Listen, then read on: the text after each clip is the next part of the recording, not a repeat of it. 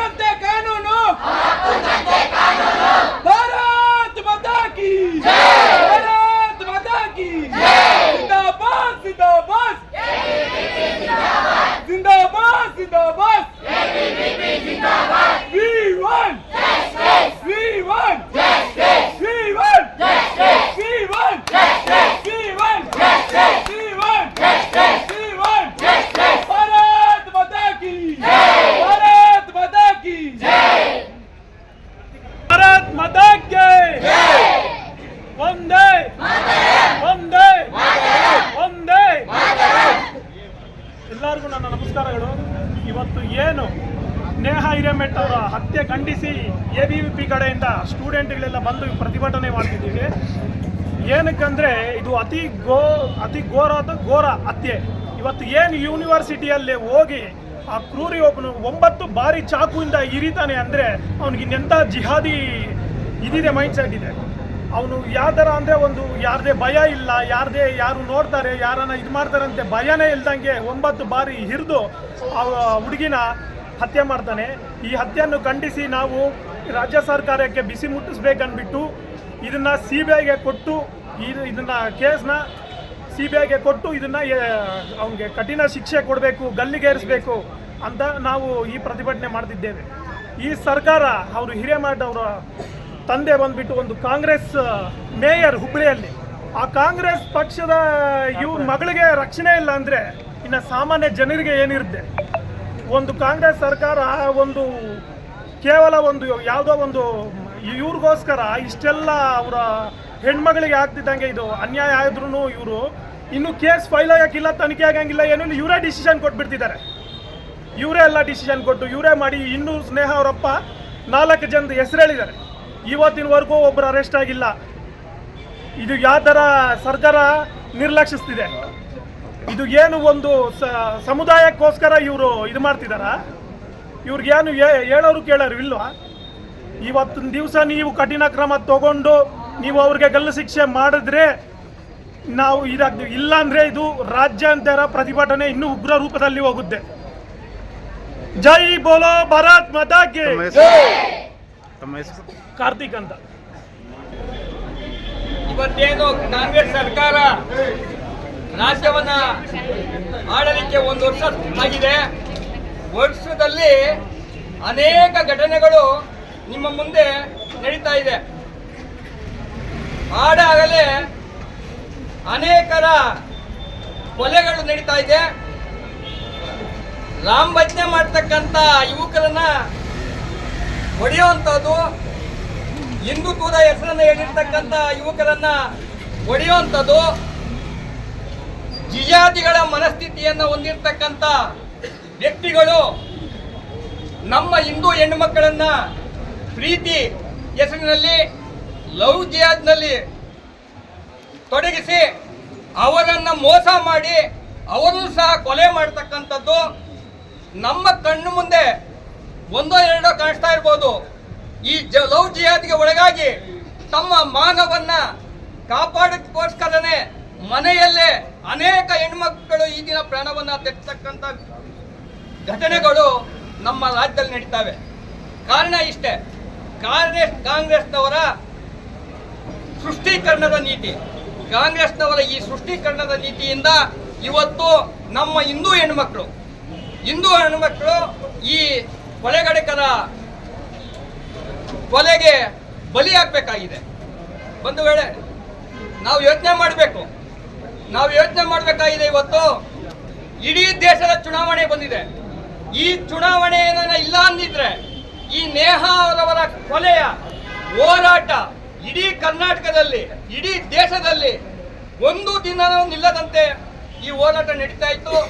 ಯಾಕೆಂದ್ರೆ ಕಾನೂನಿನ ತೊಡಕಿನಿಂದ ಪ್ರತಿಭಟನೆಗಳು ಸಾಂಕೇತಿಕವಾಗಿ ನಡೆದಿದೆ. ಚುನಾವಣೆಯ ನಂತರವೂ ಸಹ ಈ ನೇಹಾ ಕೊಲೆಗಡಿಕರನ್ನ ಗಲ್ಲಿಗೇರಿಸದಿಲ್ಲದಂತೆ ಈ ಸರ್ಕಾರದ ಕ್ರಮವನ್ನ ಯಾರೂ ಒಪ್ಪದಿಲ್ಲ. ಸರ್ಕಾರದ ವಿರುದ್ಧ ನಾವು ಇನ್ನೂ ಅನೇಕ ಪ್ರತಿಭಟನೆಗಳನ್ನು ಮಾಡಲಿದ್ದೇವೆ, ಹೋರಾಟವನ್ನು ಮಾಡಲಿದ್ದೇವೆ, ಧರಣಿಯನ್ನು ಮಾಡಲಿದ್ದೇವೆ. ಆದ್ದರಿಂದ ಇವತ್ತು ಏನು ಸಾಂಕೇತಿಕವಾಗಿ ಪಾವಗಡದಲ್ಲಿ ABVP ಮತ್ತು ಸ್ವಾಮಿ ವಿವೇಕಾನಂದ ಕಾಲೇಜಿನ ಈ ಹೆಣ್ಣು ಮಕ್ಕಳು ಇಲ್ಲಿ ಬಂದು ಪ್ರತಿಭಟನೆ ಮಾಡ್ತಾ ಇದ್ದೀವಿ. ಈ ಪ್ರತಿಭಟನೆಯನ್ನು ಮುಂದಿನ ಕಾಲದಲ್ಲಿ ಉಗ್ರ ಹೋರಾಟಕ್ಕೆ ನಾವು ಕರೆ ಕೊಡ್ತೀವಿ. ಅಷ್ಟರೊಳಗೆ ಸರ್ಕಾರ ಎಚ್ಚೆತ್ತು ಅವ್ರೇನು ಇವತ್ತು ಕೊಲೆ ಮಾಡಿದ್ದಾರೆ ಆ ಫಯಾಜನ್ನ ಮೊದಲು ಗಲ್ಗೇರಿಸಬೇಕು. ಇವರು ಪಾಕಿಸ್ತಾನಿ ಮನಸ್ಥಿತಿ ಹೊಂದಿರತಕ್ಕಂಥ ಇಲ್ಲಿರ್ತಕ್ಕಂಥ ಮುಸಲ್ಮಾನರು, ಪಾಕಿಸ್ತಾನ ಮನಸ್ಥಿತಿ ಹೊಂದಿರತಕ್ಕಂಥ ಮುಸಲ್ಮಾನರನ್ನ ಸೆರೆ ಬಡಿಬೇಕು. ಹಿಂದುತ್ವದ ಹೆಸರನ್ನು ಹೇಳ್ತಕ್ಕಂಥ ಮುಸಲ್ಮಾನರಿಗೆ ನಾವು ಅವಕಾಶ ಮಾಡಿಕೊಡ್ಬೇಕು. ಪಾಕಿಸ್ತಾನಿ ಜಿಹಾದಿಗಳ ಮನಸ್ಥಿತಿಯನ್ನ ಬಗ್ಗು ಬಿಡಬೇಕಾದ್ರೆ ಈ ಕಾಂಗ್ರೆಸ್ನವರು ಇವನ್ನ ಗಲ್ಲಿಗೇರಿಸಬೇಕು. ಈ ಗಲ್ಲಿಗೇರಿಸಿ ಕ್ರಮವನ್ನ ಜರುಗಿಸಿದ್ರೆ ಕರ್ನಾಟಕದಲ್ಲಿ ಇರ್ತಕ್ಕಂಥ ಎಲ್ಲ ಹೆಣ್ಮಕ್ಳಿಗೂ ನ್ಯಾಯವನ್ನು ಕೊಟ್ಟಂತಾಗುತ್ತೆ ಅಂತ ಈ ಸಂದರ್ಭದಲ್ಲಿ ಹೇಳಿದ್ದ ತಾವೆಲ್ಲರೂ ಈ ಕಾರ್ಯಕ್ರಮದಲ್ಲಿ ಭಾಗವಹಿಸಕ್ಕೆ ತಮ್ಮೆಲ್ಲರಿಗೂ ವಂದಿಸಿ ನನ್ನ ಮಾತುಗಳನ್ನು ಮುಗಿಸ್ತಾ ಇದ್ದೀನಿ. ನಮ್ಮ ಸ್ವಾಮಿ ವಿವೇಕಾನಂದ ವಿದ್ಯಾಸಂಸ್ಥೆಯ ವಿದ್ಯಾರ್ಥಿನಿಯರೇ ಮತ್ತು ABP ಅವರೇ, ಇದುವರೆಗೂ ನಮ್ಮ ಸ್ನೇಹಿತರೆಲ್ಲನೂ ಇಲ್ಲಿ ಹೆಣ್ಮಕ್ಳಿಗೆ ಏನು ಅನ್ಯಾಯ ಆಗ್ತಾ ಇದೆ ಅಂತ ಹೇಳ್ಬಿಟ್ಟು ಸಹೋದರರು ಹೇಳಿದ್ದಾರೆ. ಇದೇ ಅಲ್ಲದೆ ಯಾವ ಮಟ್ಟಕ್ಕೆ ಹೋಗಿದ ವಿಧಾನಸೌಧದಲ್ಲೇ ಜೈ ಪಾಕಿಸ್ತಾನ ಅಂತ ಕೂಗ್ತಾ ಇದ್ದಾರೆ. ಆ ಮಟ್ಟಕ್ಕೆ ಅವ್ರು ಬೆಳೆಸ್ಕೊಂಡು ಹೋಗ್ತಾ ಇದ್ದಾರೆ. ತುಷ್ಟೀಕರಣಕ್ಕೋಸ್ಕರ, ಒಂದು ಸಮುದಾಯದ ತುಷ್ಟೀಕರಣಕ್ಕೋಸ್ಕರ ವಿಧಾನದಲ್ಲೂ ಸಹ ಪಾಕಿಸ್ತಾನ ಜಿಂದಾಬಾದ್ ಅಂತ ಹೇಳ್ತಾ ಇದ್ದಾರೆ. ಆ ಮಟ್ಟ ಅಷ್ಟು ಮಟ್ಟಕ್ಕೆ ಹೋಗಿದೆ. ಮತ್ತು ಎಲ್ಲಾದರೂ ಅಂಗಡಿಗಳಲ್ಲಿ ಹನುಮಾನ್ ಚಾಲೀಸ ಯಾರಾದರೂ ಈ ಸೇಟು ಹುಡುಗರು ಅವ್ರ ಅಂಗಡಿಗಳಲ್ಲಿ ಹನುಮಾನ್ ಚಾಲೀಸ್ ಹಾಕ್ಕೊಂಡಿದ್ರೆ ಹೋಗಿ ಅವ್ರನ್ನ ಸದೆಬಳಿಸ್ತಾ ಇದ್ದಾರೆ. ಇಷ್ಟು ಅನ್ಯಾಯ ಯಾವತ್ತೂ ನಮ್ಮ ಹಿಂದೂಗಳಿಗೆ ಆಗಿರಲಿಲ್ಲ. ಇದು ಈ ಕಾಂಗ್ರೆಸ್ ಗೌರ್ಮೆಂಟ್ ಬಂದ ಮೇಲೆ ಇದು ಜಾಸ್ತಿ ಆಗ್ತಾ ಇದೆ. ಇದೇ ಥರ ಬಿಟ್ಟರೆ ಇನ್ನು ಮನೆಗಳ ನುಗ್ಗಿ ಎಲ್ಲ ಅನಾಹುತಗಳನ್ನು ಮಾಡ್ತಾರೆ. ಅದಕ್ಕೋಸ್ಕರ ನಾವು ಇವಾಗ ಎಚ್ಚೆತ್ತುಕೊಳ್ಬೇಕು. ನಾವು ಎಲೆಕ್ಷನ್ ಇರೋದ್ರಿಂದ ನಾವು ಸ್ವಲ್ಪ ಕಂಟ್ರೋಲ್ ಮಾಡಿಕೊಂಡು ಎಲೆಕ್ಷನ್ ಆದಮೇಲೆ ಇದರ ಬಗ್ಗೆ ತೀವ್ರ ಚರ್ಚೆ ನಡೆಸಬೇಕಂತ ಹೇಳ್ತಾ ನಾನು ಎರಡು ಮಾತು ಮುಗಿಸ್ತಾ ಇದ್ದೇನೆ. ಮತ್ತು ಎಲ್ಲ ನಮ್ಮ ವಿದ್ಯಾರ್ಥಿಗಳಿಗೆ ನಾನು ಧನ್ಯವಾದ. ಎಲ್ರಿಗೂ ನನ್ನ ಹೆಸರು ಅಶ್ವಿನಿ ಅಂತ, ನರ್ಸಿಂಗ್ ಸ್ಟೂಡೆಂಟು. ಈಗೇನು ನಡೆದಿದೆ, ಈಗ ಆಲ್ರೆಡಿ ನೇಹಾ ಅವರ ಒಂದು ಹತ್ಯೆ, ಇದೊಂದೇ ಅಲ್ಲ. ಈಗ ಕೆಲವೊಂದು ವರ್ಷಗಳಿಂದ ಮುಸ್ಲಿಮ್ಸಿಂದ ತುಂಬ ತೊಂದರೆ ಆಗ್ತಾ ಇದೆ ನಮಗೆ. ಏನು ನೀವು ಆಲ್ರೆಡಿ ಒಂದು ಕೇರಳ ಸ್ಟೋರೀಸ್ ಅಂತ ಹೇಳ್ಬಿಟ್ಟು ಮೂವಿ ಇದೆ, ಅದು ನೋಡ್ಬೋದು. ಮತ್ತು ಈಗ ಸರ್ ಹೇಳ್ದಂಗೆ ಹನುಮಾನ್ ಚಾಲೀಸ್ ಹಾಕೊಂಡಿರೋದಾಗಿರ್ಬೋದು, ಇದೆಲ್ಲದು ಆಗಿರೋದು ಮುಸ್ಲಿಮ್ಸಿಂದನೇ ಆಗ್ತಾ ಇರೋದು. ಇದನ್ನೆಲ್ಲ ನೋಡಿಕೊಂಡು ನಮ್ಮ ಸರ್ಕಾರ ಏನಕ್ಕೆ ಈ ಥರ ಇದೆ ಅಂತ ನಮ್ಗೆ ಗೊತ್ತಿಲ್ಲ. ಅಟ್ಲೀಸ್ಟ್ ಇವಾಗಾದರೂ ಈ ಥರ ಒಂದು ಘೋರ ಹತ್ಯೆ ಆದಮೇಲಾದರೂ ಸರ್ಕಾರ ಒಂದು ಏನಾದರೂ ತೀರ್ಮಾನ ತಗೊಂಡು ಆ ವಿದ್ಯಾರ್ಥಿಗೆ ನ್ಯಾಯ ಸಿಗಬೇಕು ಅಂತ ನಾನು ಕೇಳ್ಕೊತೀನಿ. ನಿಮ್ಮ ಹೆಸರು? ಸಪೋರ್ಟ್ చేయండి. ದೇಶದಲ್ಲಿ ನಮ್ಮ ಧರ್ಮನ ಫಾಲೋ ಮಾಡಲಿಕ್ಕೆ ಯಾವತ್ತೂ ಅಡ್ಡಿ ಆಗಬಾರ್ದು. ನಮ್ದು ಏನು ಧರ್ಮ ಇದೆ, ಹಿಂದೂಸಮಲ್ಲಿ ಏನೇ ಇಲ್ಲ, ಅದನ್ನು ಯಾವತ್ತೂ ಅಡ್ಡಿ ಮಾಡಬಾರ್ದು. ಅದು ಈಗ ಅಡ್ಡಿ ಆಗ್ತಾ ಇದೆ. ಅದು ಮಾತಾಡ್ತಾರೆ ನಮ್ಮ ಈ ಥರ ಆಗ್ತಿದೆ ಅಂತ ಸಿಸ್ಟಮ್ ಈ ಥರ ಆಗ್ತಿದೆ ಅಂತಂದರೆ ನಾವು ಕೊಡ್ತಾ ಇರೋ ಓಟ್ ದುಡ್ಡಿಗೆ ಮಾರ್ಕೊಂಡು ಕೊಡ್ತಾ ಇದ್ದೀವಿ. ಯಾವತ್ತು ದುಡ್ಡಿಗೆ ನಾವು ಓಟು ಕೊಟ್ಟು ಅದು ಯಾವುದು ಚೇಂಜ್ ಆಗುತ್ತೋ ಅದು ಆವತ್ತೊಂದು ಸಿಸ್ಟಮ್ ಚೇಂಜ್ ಆಗುತ್ತೆ. ದುಡ್ಡಿಗೆ ದಯವಿಟ್ಟು ಓಟ್ ಹಾಕ್ಬೇಡಿ. ನೀವು ನೋಡಿ, ಆ ಕ್ಯಾಂಡಿಡೇಟ್ ನೋಡಿ, ಅವರ ಬ್ಯಾಕ್ಗ್ರೌಂಡ್ ನೋಡಿ, ಅವ್ರು ಏನು ಮತ್ತೆ ಪಾರ್ಟಿ ನೋಡಿ, ಏನು ಮಾಡ್ತಾರೆ ಅಂತ ನೋಡಿ, ಹಂಗೆ ನೋಡ್ಕೊಂಡು ಓಟ್ ನೋಡಿ. ಎಲ್ಲ ಯಂಗ್ ವೋಟರ್ಸ್ ನೀವೆಲ್ಲ ಮುಂದೆ ಏನು ಮಾಡೋದು ನೀವು ನೋಡಿ. ಒಬ್ಬರ ದೂಷಣೆ ಮಾಡೋದು ಅದು ಇಟ್ಸ್ ನಾಟ್ ರೈಟ್. ಏನು ನೀವು ಕರೆಕ್ಟಾಗಿ ಅದಕ್ಕೆ ವೋಟ್ ಮಾಡಬೇಕು. ನೀವು you should all come and vote for a right party. ಆ ರೈಟ್ ಪಾರ್ಟಿಯಲ್ಲಿ ವೋಟ್ ಮಾಡಿದ್ರೆ ಒಳ್ಳೆ ಗೌರ್ಮೆಂಟ್ ಸಿಗುತ್ತೆ. ನಮ್ಮ ಧರ್ಮ ಫಾಲೋ ಮಾಡೋಕ್ಕೆ ಯಾವತ್ತೂ ಅಡ್ಡಿ ಆಗಲ್ಲ. ನಮ್ಗೆ ಏನು ಕರೆಕ್ಟಾಗಿದೆ ಅಂದರೆ ಯಾವತ್ತೂ ಅಡ್ಡಿ ಆಗಲ್ಲ. ದಯವಿಟ್ಟು ಅದನ್ನೇ ಹೇಳ್ತಾ ಇರೋದು. Please vote for A responsible government, for responsible person. ಈಗ ಏನು ಆ ಥರ ಹೆಣ್ಮಕ್ಳಿಗಾಗಿದೆಯೋ ಮುಂದೆ ಆ ಥರ ಯಾವ ಹೆಣ್ಮಕ್ಳಿಗೂ ಆಗಬಾರ್ದು. ಅದು ಆಗಬಾರ್ದು ಅಂದರೆ it's our in hands to right to elect a good government. ಇಷ್ಟು ಅಂತ ನಾನು ವಿವೇಕಾನಂದ ಕಾಲೇಜ್ ಪಾವಗಡ, ತಹಸೀಲ್ದಾರ್ ಅವರಿಗೆ ಪಾವಗಡ ತಾಲೂಕು ಮುಖಾಂತರ ಮಾನ್ಯ ಮುಖ್ಯಮಂತ್ರಿಗಳೇ, ಕರ್ನಾಟಕ ಸರ್ಕಾರ ಬೆಂಗಳೂರು ವಿಧಾನಸೌಧ ವಿಷಯ ಹುಬ್ಬಳ್ಳಿಯ BVB ಕಾಲೇಜಿನ MCA ವಿದ್ಯಾರ್ಥಿನಿ ನೇಹಾ ಹಿರೇಮಠ್ ಲವ್ ಜಿಹಾದಿ ಕಾರಣಕ್ಕಾಗಿ ಫಯಾಜ್ ಎಂಬಾತ ಮಾಡಿರುವ ಭೀಕರ ಹತ್ಯೆಯನ್ನು ಖಂಡಿಸಿ ರಾಜ್ಯಾದ್ಯಂತ ಪ್ರತಿಭಟನೆಗೆ ಕರೆ. ಶಾಲಾ ಕಾಲೇಜುಗಳು ಜ್ಞಾನದ ದೇಗುಲಗಳು. ಇಂತಹ ದೇಗುಲಗಳಲ್ಲಿ ಆಡುವಾಗಲೇ ವಿದ್ಯಾರ್ಥಿನಿ ನೇಹಾ ಹಿರೇಮಠಳನ್ನು ಭೀಕರ ಹತ್ಯೆಯನ್ನು ಮಾಡಿರುವ ಘಟನೆ ನಿಜಕ್ಕೂ ವಿದ್ಯಾರ್ಥಿ ಸಮುದಾಯದಲ್ಲಿ ಭಯದ ವಾತಾವರಣ ಮೂಡಿಸಿದಂತಾಗಿದೆ.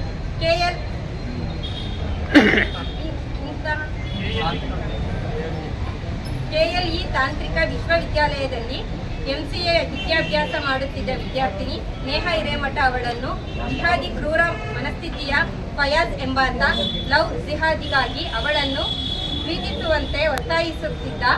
ಈ ಪ್ರೀತಿಯನ್ನು ವಿದ್ಯಾರ್ಥಿನಿ ನಿರಾಕರಿಸಿದ್ದಕ್ಕಾಗಿ ಆಕೆಯ ಕಾಲೇಜಿಗೆ ಅಕ್ರಮವಾಗಿ ಪ್ರವೇಶಿಸಿ ಚಾಕುವಿನಿಂದ 9 ಬಾರಿ ಇರಿದು ಬರ್ಬರವಾಗಿ